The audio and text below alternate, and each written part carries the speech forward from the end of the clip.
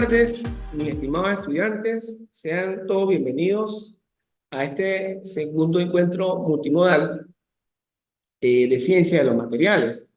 De la misma manera, antes de dar inicio a esta clase, este, hoy 21 de febrero del 2024, eh, le digo de antemano que ya estoy corrigiendo la primera evaluación. Esperé incluso hasta el día de ayer, porque yo siempre, después de que, bueno, que han tenido oportunidad de cursar materias conmigo, se han dado cuenta que yo siempre espero 2 días después para poder, incluso dar chance de que personas por electricidad o por alguna enfermedad también, ¿no? O algún familiar que haya tenido algún problema, pues se pongan aquí. Más sin embargo, pues ya no hay oportunidad porque ya cerré prácticamente, ya no recibí más evaluaciones. Los que no, pues quedará para recuperación, ¿no? Bueno, más tarde el día viernes van a tener su nota en plataforma, la van a poder visualizar o por tardar el día sábado en la noche. Y bueno, sin más que hacer referencia, vamos a arrancar con la unidad 2. En esta oportunidad, pues comparto esta guía, que no es mía, no es de mi autoría, es del profesor Marc Marco de la UNED, pero que me parece que están muy bien fundamentadas. Y vamos a hablar de la unidad 2, que está referida a lo que son eh, constituciones de las aleaciones, toda la parte de aleaciones metálicas. Y vamos a ver si en este sentido vemos también la guía 3. Pero si no, también está disponible, ya hay un material disponible en la plataforma y bueno, vamos a intentar manejar hoy acá lo que podamos trabajar hoy en este encuentro. Vamos a comenzar entonces a definir qué es una aleación metálica. Fíjense que la conceptualización, sustancia que tiene propiedades metálicas y está constituida por 2 o más elementos químicos, de los cuales por lo menos uno es un metal. Fíjate que importante, que para que sea una aleación metálica, por lo menos uno de esos dos compuestos, por mínimo, que debe tener, debe ser un metal, ¿no? Que si no, no tiene sentido hablar de una aleación metálica si no tiene por lo menos un componente metálico, ¿no? En este caso, hay veces un error decir, y aquí nos vamos a dar cuenta, y ya vamos a dar esa conceptualidad de decir que a todo le vamos a llamar hierro, ¿no? Que en realidad el hierro sí es un metal que en la naturaleza se encuentra como tipo polvillo. O sea, usted agarra el mineral hierro, supongamos acá, y yo lo puedo desmoronar, incluso con la mano, ¿no? Usted dice, profesor, pero explíqueme eso, porque el hierro yo tengo entendido de que soy pequeño y que el hierro es un material súper duro. Bueno, pues no, mi estimado. Aquí vamos a ver que eso que ustedes llaman coloquialmente hierro es una aleación metálica, ¿sí? Porque el hierro tiene unas características microestructurales y otro componente metal, como es el estaño, el bronce, ¿sí? El carbono, le dan ciertas propiedades a esa aleación. Vamos a ver aleaciones, hierro, carbono, estaño, bronce, e incluso el oro, que a veces ustedes mandan a hacer las joyas y dicen, escucha, oro 18 quilates, oro 10, es porque ese quilataje es la pureza que tiene ese metal, en este caso de oro, porque si hablamos de oro 10, entonces significa que tiene más estaño, más bronce, lo diría creo que con estaño y bronce, y tiene 10 quilatajes de oro, mientras que si es oro 18, oro 24, pues significa que tiene más oro, ¿no? Es muy raro ver en una joyería oro puro. Y también el tema del oro puro es porque al oro tienen que darle también ciertas propiedades para poderlo manipular y convertirlo en una joya. Entonces, hay veces no es que se haga, oigan, no, que me están este, estafando porque no me han vendido el oro puro, no, sino que porque, al igual que, y vuelvo al ejemplo del hierro, no, pero eso es hierro, ¿no? Ah, pero si usted va a comprar puro hierro, la van a vender en una piedra que usted la pulveriza con las manos. Entonces, necesariamente se tiene que aliar y se transformarían, y más adelante vamos a hablar de acero, etc. Pero bueno, eso es un recuento, vamos a continuar. Ya estamos claros que es una aleación metálica, es una sustancia que tiene propiedades metálicas y está constituida por 2 o más elementos químicos. Pero ¿qué es un sistema de aleación? Entonces, los sistemas de aleación ¿sí? Que es un sistema de aleaciones. Entonces, esta clasificación de aleaciones tiene o está estructurada en clasificación de los sistemas de aleaciones, que pueden ser binarios, ternarios o cuaternarios.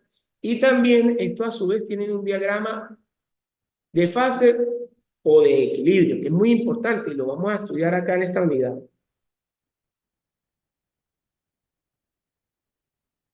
Entonces, fíjate que están uniformes homogéneas, esas aleaciones se pueden clasificar en uniformes homogéneas o no uniformes o mezclas H. Homogéneas, ¿qué significa homogénea? Que cuando yo lo vea en un diagrama de fase va a tener una sola fase. ¿Y qué significa no homogéneas? Que cuando yo vea ese metal en un diagrama va a tener varias fases. Dice fases estructurales homogéneas y físicamente distintas. Entonces, en esas fases vamos a tener, digamos, tres puntos de vista, que son metales puros, ¿sí? Que son compuestos y soluciones sólidas. Que en los metales puros vamos a tener aluminio, cobre y plata. Aluminio, cobre y plata. En los metales compuestos vamos a tener intermetálicos, intersticial y electrónico. Y en las soluciones sólidas vamos a tener sustitucionales e intersticiales. Entonces veamos en esta clasificación de acuerdo a la fase, vamos a comenzar con el primero, que es un metal puro. Vamos a ir analizando cada uno. Un metal puro tiene un punto definido de fusión. Se representa en fase sólida, líquida y gaseosa. Algunas presentan alotropía químico, perdón, alotropía. Se identifica por el símbolo químico de la tabla periódica y generalmente presentan características metálicas. Fíjate que cuando hablamos del metal puro como tal, ahí sí le voy a decir y les voy a aceptar que me digan hierro, o que me digan cobre, ¿sí? O que me digan plata. ¿Por qué? Porque es el metal sin ningún tipo de combinación, sin ningún tipo de aleación. Y fíjate que aquí nos hace referencia a que se presenta, o se puede leer en la tabla periódica, donde vamos a ubicar su peso atómico, ¿verdad? Su número atómico, etcétera, entre otras cosas, y sus características, ¿no? También como la valencia, ¿sí? Y el símbolo químico.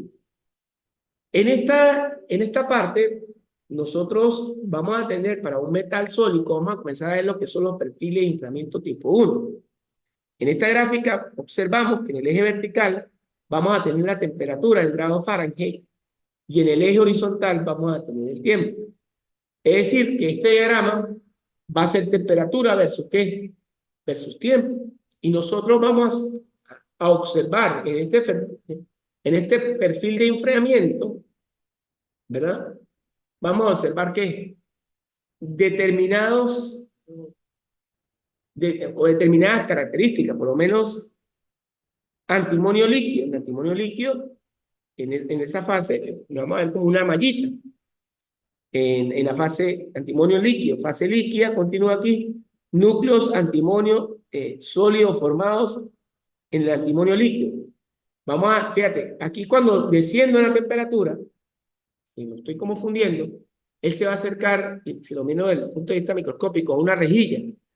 Pero a medida que yo lo fundí y lo voy enfriando, porque la temperatura va a descender en él y va avanzando el tiempo, yo voy a ver que se van a ir formando gránulos dentro del antimonio. Un ejemplo para el antimonio. Va a ir bajando, ¿sí? Y van a medida, fíjate, núcleo de antimonio sólido formado en antimonio líquido. Y aquí dendritas de antimonio sólido que crecen en antimonio líquido. Es decir, estas dendritas pequeñitas, esas dendritas, van a ir creciendo a medida que se va abriendo la estructura. ¿Sí? Entonces, en los compuestos, En el compuesto, vamos a ver lo que es clasificación de las aleaciones.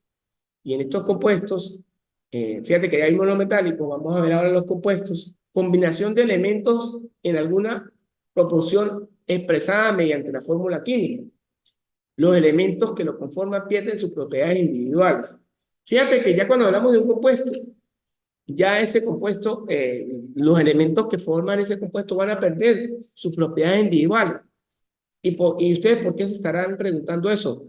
Porque ya van a formar un solo compuesto que, si yo tengo, por decir, el aluminio tiene utilidad y el carbono dureza, entonces se van a combinar para generar un super compuesto material, al igual que cuando hablamos del hormigón, que es concreto más cabilla. Entonces el concreto tiene alta compresibilidad y la cabilla tiene alta atracción. Entonces, si yo combino esas dos propiedades, vamos a hacer un supermaterial, porque uno va a resistir la compresión y el otro la atracción. Entonces, fíjense que aquí vamos a ver una aplicación. Lo mismo ocurre con los metales. Incluso cuando vamos a hacer lo que son megaestructuras, o que se está viendo ahorita mucho, en la actualidad, generalmente las estructuras de los edificios se hacen a través de compuestos metálicos, ¿no? Las vigas WT. Entonces, esas vigas tienen determinadas características para que resistan la intemperie, la fatiga, soporten grandes cargas, tanto axiales como transversales, etc. ¿Ok? El perfil de solidificación puede presentar perfil de enfriamiento tipo 2. Fíjate que para los metales puros tiene perfil de enfriamiento tipo 1, pero para los metales 2 tiene perfil de enfriamiento tipo 2. Puede presentar perfil de enfriamiento tipo 2. Función incongruente. Se clasifica en intermetálicos, intersticiales y electrónicos, ¿no?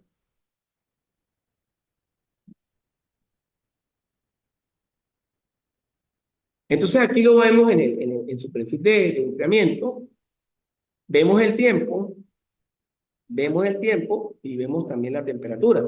Entonces, a medida que yo voy, es muy similar, entonces es parecido, un poco parecido, vamos a hacer que lo podemos acercar a lo que es el antimonio, pero fíjate que aquí tiene un 50% de líquido de SB y 50% de BI. Entonces, en este caso, es un compuesto que tiene 50% de los dos. Si yo lo fundo a 990 grados Fahrenheit, se va a ver una malla reticular, y a medida que si yo comienzo a enfriar el superficie de enfriamiento, voy a ver generación de algunos núcleos sólidos en líquido, y entonces ahí se va a generar, en el principio de la solidificación, en el intervalo de congelación, va a haber una fase de líquido más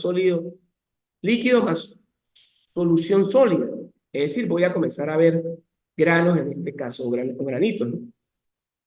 Finalmente, o posteriormente a esto, vamos a tener la solución, eh, a medida que vamos a emplear solución, ya, aquí no se logra ver, sólida, que es finalmente cuando nosotros logramos observar que se vuelve completamente sólido y los granos se hacen más grandes, como se observa aquí en la parte final.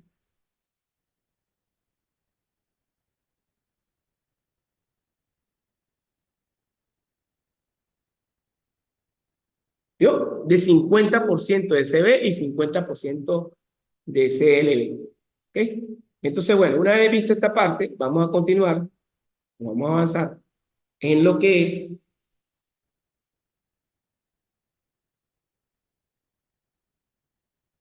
clasificación de las aleaciones y compuestos. Vamos a ver compuestos intermetálicos, ¿verdad?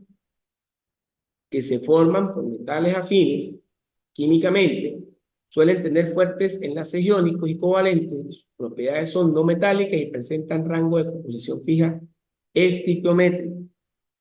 Entonces, los compuestos intermetálicos, que en esa clasificación, nosotros vamos a poder observar que son deficientes o defienden, no, perdón, presentan deficiencia en ductibilidad, perdón, pobre conductividad eléctrica y pueden tener una estructura cristalina compleja. Estos son los compuestos intermetálicos, repito, deficiente ductibilidad, pobre conductividad térmica y pueden tener una estructura cristalina compleja.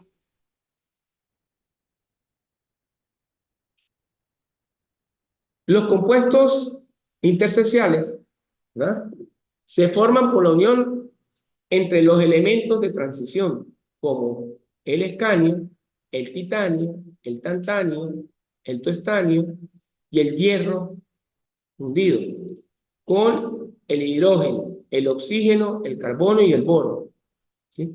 Entonces, fíjense, los compuestos intersticiales se forman por la unión entre los elementos de transición, como el escanio, el titanio, el tantalio, el tuestanio, el hierro, el hidrógeno, ¿sí?, eh, oxígeno, el carbono, el boro y el nitrógeno.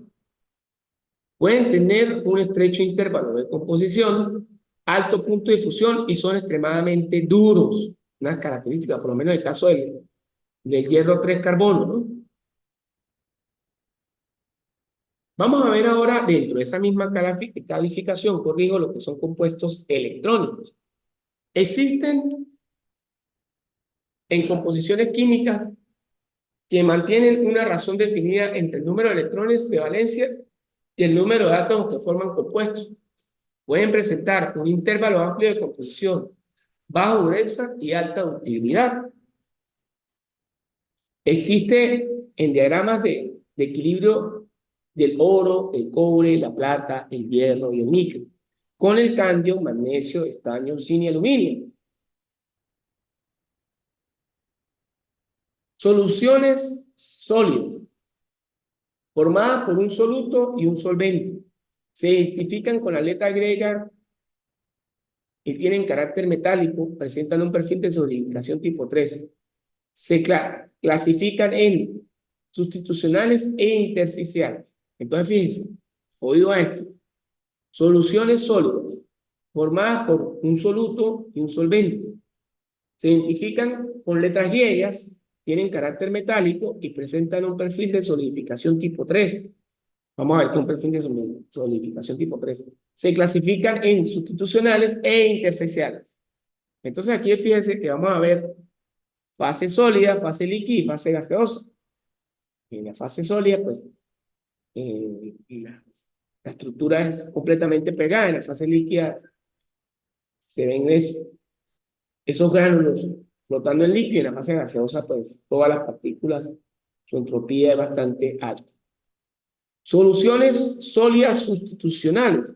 Fíjate que ahorita acabamos de ver lo que eran las soluciones sólidas o a las simplemente sólidas. Ahora vamos a ver las que son de carácter sustitucional.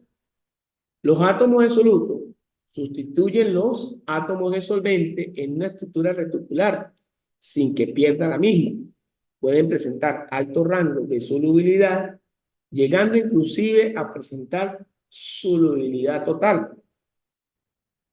Condiciones para la solubilidad sólida limitada: factor de tamaño, estructura cristalina, valencia y afinidad química. Entonces, fíjate, vamos a tener condiciones para la solubilidad sólida limitada, factores de tamaño, estructura cristalina, valencia y lo que es afinidad química. Solución sólida. Solución sólida, intersticial, se forma cuando el soluto, átomo pequeño, se acomoda en los intersticios de la estructura reticular y suelen tener solubilidad limitada, no presentan solubilidad total en comparación con los compuestos intersticiales, presentan un intervalo de composición amplio.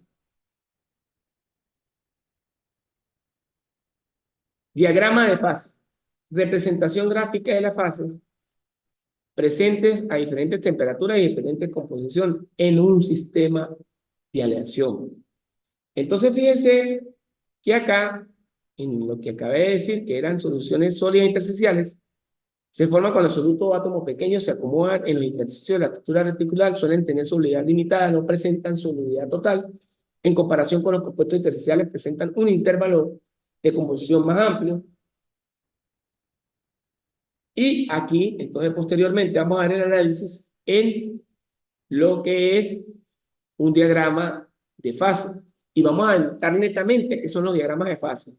Representación gráfica de las fases presentes a diferentes temperaturas y diferentes composiciones en un sistema de acción. Fíjate que estas fases van a ser estrictamente dirigidas a un sistema de ¿qué? De aleación.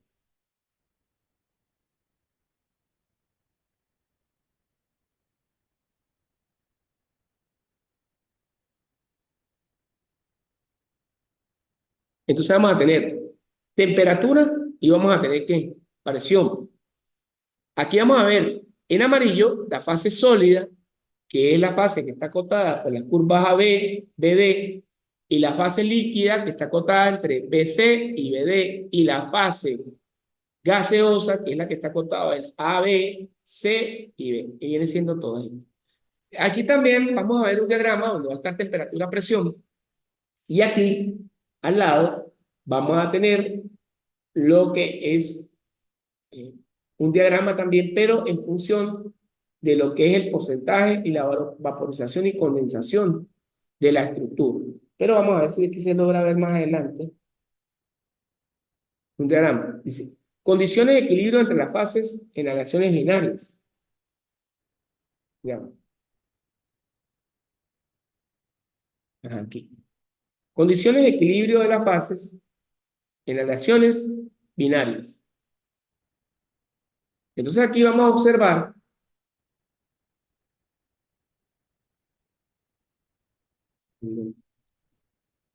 dos metales completamente solubles en estado líquido y sólido. Se llama solución sustitucional. El diagrama, en un diagrama temperatura versus tiempo, lo vamos a ver de esta manera, donde vamos a ver porcentaje de A y vamos a ver porcentaje de B de esa aleación. Este es un diagrama tiempo versus temperatura. Acá es importante destacar lo siguiente.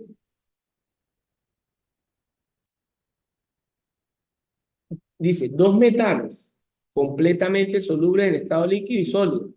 Fíjate que el que vimos anteriormente era para dos metales completamente solubles en estado líquido y sólido. Y estos son dos metales completamente solubles en estado líquido y sólido, pero para una temperatura A y B de punto de congelación de metales puros. El área bifásica, cantidad de fase y composición química. Entonces, cuando yo lo veo aquí en el diagrama, vamos a tener en el eje vertical la temperatura, en el eje horizontal la composición y porcentaje en paso de B. Y aquí vamos a tener las diferentes fases. Fíjate que por encima de la temperatura de congelación A y B va a estar la solución sólida, aquí va a estar la fase, aquí va a estar líquido, aquí adentro, y aquí va a estar líquido más sólido, perdón, aquí va a estar sólida, líquida, y aquí va a estar solución sólida, y aquí adentro es donde se van a combinar las dos fases, líquido más sólido. Vamos a ver también lo que es composición química en las fases, específicamente en este caso para una aleación 80A y 20B a temperatura T. La zona enfásica será alfa más L, donde M significa solución sólida 90A, 10B, que es una aleación, y O, solución líquida 74A, 26. Entonces aquí dentro vamos a tener lo que es líquida y línea de vínculo, que adentro. Entonces aquí vamos a tener en el eje horizontal la composición porcentual en peso en B y aquí la temperatura. Fíjate que esta fase, lo que es zona bifásica, se va a dar aquí adentro, donde va a estar la fase líquida más la fase sólida. Esto genera, cuando yo tenga un diagrama de este tipo, vamos a aplicar Por consiguiente, para este diagrama, lo que es la regla de la palanca. ¿Cómo funciona esa regla de la palanca? Consiste para hacer cálculos de encontrar lo que es el porcentaje de líquido y el porcentaje de sólido dentro de esa combinación de fases. Fíjense que ustedes, si nos ponemos a ver el dibujo acá, nosotros vamos a tener, en este sentido, vamos a ver si puedo conectar este. A ver, no lo veo. Así me lo veo. Para poder explicarles acá. Aquí está. Fíjense que yo voy a aplicar la regla de la palanca, como ya le dije, para poder buscar el porcentaje de esto. Fíjense que si yo quiero buscar el porcentaje de líquido, que es este, de aquí, de M a N, voy a tener una distancia, que es esta, que es la que está aquí en el numerador. Y desde M a O, voy a tener otra distancia, desde aquí hasta aquí. Es más, en el dibujo le señalan, ¿no? Entonces, y lo voy a multiplicar por 100. De esta manera yo estaría buscando el porcentaje de líquido en la distancia Mn entre la distancia más larga, que es MO, que es la que está entre línea y línea, entre línea de frontera. Luego, si yo quiero de la misma forma calcular el porcentaje de sólido, vamos a ver cómo lo calculamos. Yo voy a calcular primero a NO, que es este bracito, este NO es este. Y luego voy a calcular a quién, a MO, que es la distancia que hay de aquí hasta donde, hasta aquí. A MO. MO. ¿Por cuánto? Por 100. Entonces, ¿qué pasa? De esta manera yo estaría calculando el porcentaje en sólido. Entonces sería ahora tomar MO entre NO. Vamos a ver en un ejemplito aquí para ver si se logra ver.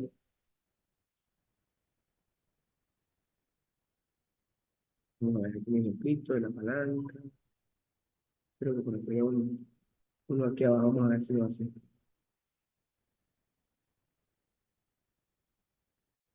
Ya.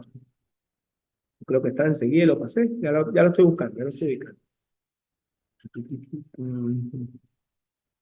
Ah, bueno, aquí mismo hay uno. Ah, bueno, este mismo. Yo me había fijado aquí que está aquí el mismo el ejemplo aquí abajo. Aquí vamos a tener, en tal sentido, vamos a tener, para efectos del problema, que ¿por qué el porcentaje de líquido da 62,5? Vamos a ver. La distancia de Mn serían 20 menos 10. ¿Daría qué? 20 menos 10, que es Mn va a 10, ¿no? Este da 10. Y la distancia MO sería 26 menos 10, 16. ¿Y qué es lo que vamos a hacer? Vamos a agarrar y vamos a meter 10 entre 16%. Esto me da 62,5. Eso me da exactamente 62,5. ¿Lo ven? De la misma manera, de pronto un ejercicio así siempre salga también en el examen. De la misma manera, ahora vamos a calcular el porcentaje de sólido. Para calcular el porcentaje de sólido, no me escribe. Bueno, ese lapicito así. Va a ser ahora, vamos a hacerlo nosotros. Va a ser la distancia NO, que sería 26 menos 20. Obvio que da ¿cuánto? 26 menos 20 da 6. Y MO, que vendría siendo 26 menos 10 da 16. Por ciento. O sea, agarramos la calculadora y escribimos aquí 6 entre 16 por 10, por 100, perdón. Eso me da tanto como 37,5. ¿No? De esa manera es muy sencillo calcular y siempre le van a señalar estas líneas y le van a decir dónde calcular. ¿Ok? Vamos a continuar aquí. Vamos a ver dos metales completamente solubles en estado líquido y completamente insolubles en estado sólido. Este es el diagrama. Fíjate que tengo una temperatura eutéptica y aquí va a estar lo que es el eutectoide, 40, 60, que es una aleación. Y siempre en los diagramas nos van a señalar una temperatura eutéptica. Pero profesor, ¿qué es una temperatura eutéptica? Pues es donde las fases concurren y hay un punto de quiebre. ¿Ok? Es donde hay un punto de quiebre. Como en este caso, ¿sí ven? Aquí está la temperatura eutéptica. Y justo en este punto de quiebre está la temperatura eutéptica. ¿Ok? Que se lee aquí. Se leería aquí. Bueno, muy bien. Continuamos. Dice dos metales completamente solubles en estado líquido y completamente insolubles en estado sólido. Este es el diagrama. Entonces, para este tipo de diagramas, vamos a tener que la temperatura, la combustión deutérica va a estar aquí entre el sólido A y sólido B, y aquí va a estar la temperatura que eutérica. Ese diagrama también lo tenemos que identificar. Vamos a tener aleaciones hipoeutéricas y aleaciones hipereutéricas. Continuamos. Análisis de la aleación 2, 20B y 80A, y análisis de la aleación 1, 60B y 40A. Este va a ser el diagrama para este tipo de aleaciones, donde vamos a determinar lo que es composición de fase y cantidad de fases. Fíjense que la temperatura eutérica está aquí, y aquí en las verticales donde vamos a tener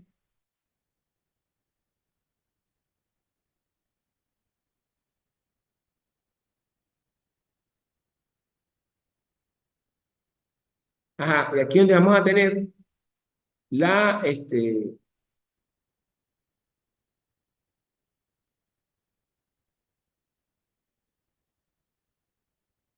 estaba parada, disculpe, que aquí accidentalmente paré la grabación, pero no, ya volvimos. Aquí es donde vamos a tener lo que es la temperatura deutérica. Entonces, fíjate que para este tipo de diagramas es un diagrama más complejo porque vamos a tener tres aleaciones, ¿verdad? Y vamos a tener diferentes fases: fase líquido más sólido, fase líquida, fase líquido más sólido del material B y fase sólido más sólido del material A y B. Bueno, mis estimados estudiantes, creo que no me da más tiempo porque ahorita tengo que dar otras cátedras. Eh, Hay otro video que está montado previo en la plataforma, donde ustedes pueden más o menos visualizar o terminar de visualizar lo de la guía. Más sin embargo, la guía, en este sentido, son más análisis de diagramas, se van a nombrar otros diagramas, tales como dos metales compuestos solubles en estado líquido y parcialmente solubles en estado sólido. Van a tener que aprenderse más o menos la configuración de cada diagrama, porque de acuerdo a esos diagramas que vamos a aplicar la regla de la palanca para poder calcular lo que son porcentajes de sólido y líquido en diagramas de fase.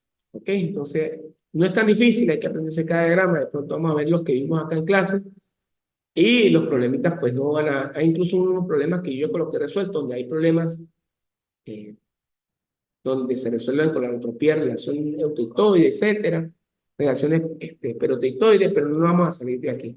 Y aquí, al final de la lámina, que sí lo voy a aclarar, tenemos el nombre de la relación monopéutica. Ecuación general es esta, vamos a tener enfriamiento, calentamiento, y va a ser una entrada de líquido y salida de líquido más sólido, y la apariencia del diagrama es así. En el punto tectóide vamos a tener líquido, un líquido más un sólido.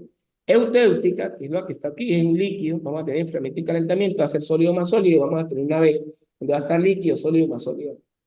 Vamos a tener una eutectoide, que va a ser sólido, enfriamiento, calentamiento, sólido más sólido 2, y va a tener esta característica en el punto eutectoide. Y vamos a tener peritéctica, que va a ser líquido más sólido, el enfriamiento y calentamiento, va a salir un nuevo sólido. Fíjate que hay que tener pendiente con la salida. El líquido, si se fríe y se calienta, en este caso la primera genera líquido más sólido, en la autóptica, sólido más sólido, en la eutectoide, sólido más líquido, en la peritéctica entra líquido más sólido, sale un nuevo sólido, y en la peritéctoide entra sólido más sólido y sale un nuevo sólido. Y hay que estar pendiente de cómo es que se genera o cómo está en la temperatura tectóide, que es justo donde se van los cambios de fases, ¿ok? Bien sea para enfriamiento o para calentamiento. Es muy importante porque esta parte de ciencia de los materiales nos va a permitir a nosotros, más adelante, cuando vean proceso de manufactura, ver los tratamientos superficiales. Incluso aquí lo vamos a ver al final de la materia, pero va a ser muy aplicable a lo que es este proceso de manufactura 1, donde vamos a ver tratamientos térmicos para obtener ciertas características en la superficie o en la estructura interna del material. Por decir, cuando quiero tener una pieza, que un martillo, que necesito que la punta, donde está no donde saca el clavo, sino donde él da los martillazos, donde él golpea, sea duro, entonces a ese material, aparte de pronto de mecanizarse, hay que aplicarse un tratamiento térmico para que su superficie, su estructura endurezca aún más y no se deforme cuando yo le aplique una fuerza o otro material, ¿sí? Para forjar otra pieza, generalmente por golpes, y sea resistente al impacto. Entonces, toda esta parte, el análisis de esa microestructura nos permite a nosotros analizar qué tratamiento técnico le debo aplicar a mi pieza terminada para darle ciertas características a ese material y que, por supuesto, ese material, pues, digamos, de cierta manera, eh, preste condiciones de trabajo óptimas para la cual pues, fue diseñado. Bueno, mis estimados estudiantes, sin más que hacerme referencia, me despido de ustedes esperando esta clase haya sido de su agrado. Cualquier duda referente a este tema me la pueden hacer saber por el WhatsApp. De la misma manera les indico que ya la unidad 2 está abierta, está este material montado. Si no está, me lo hacen saber también, pero yo lo chequeé, anoche estaba.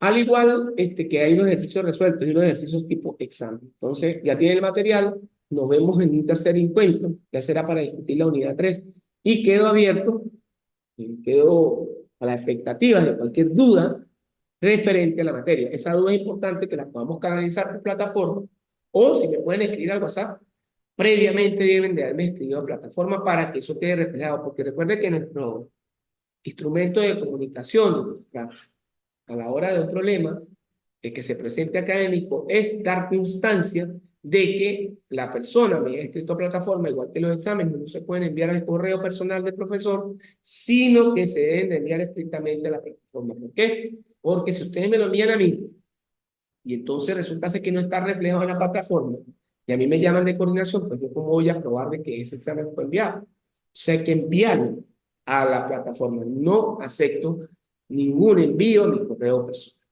Entonces, para que sepan eso, y bueno, no pasen. Y si ustedes se cuidan, ¿no? Porque cualquier cosa, el examen está en la plataforma, fue que el profesor no me lo corrigió, bueno, ya eso es de él, pero ya hay una prueba y ustedes se defienden. Pero ¿cómo lo defiendo yo ante el control de estudios si de pronto no está el examen ahí? Entonces es muy difícil porque se presta para malos comentarios. Entonces, vamos a tratar de hacer las cosas bien, vamos a enviar todo y todo generalmente que sea por la plataforma. Feliz y bendecida tarde, muchachos. Espero verlos en otra oportunidad. Se despide para ustedes su profesor Pedro Sánchez. Hasta luego.